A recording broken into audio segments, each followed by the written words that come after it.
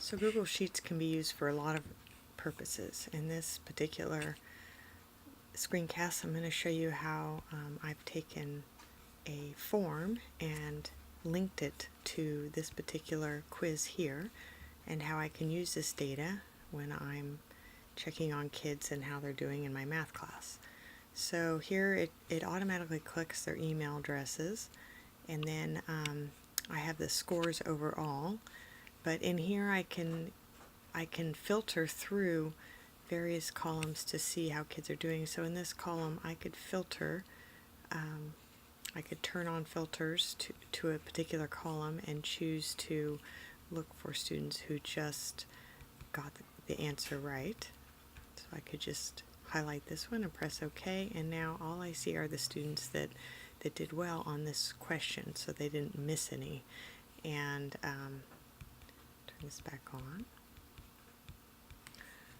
So that would help me determine which students needed some extra help.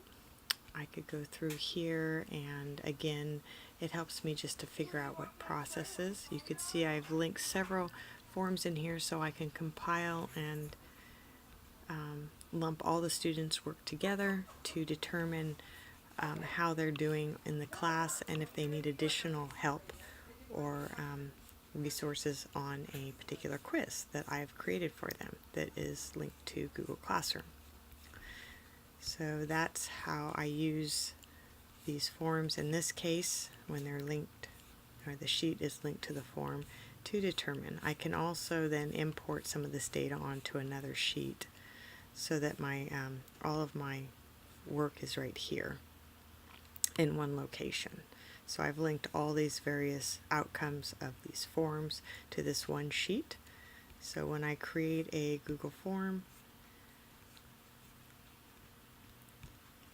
I can choose to link it to a particular sheet, like this, which I've done with all my quizzes.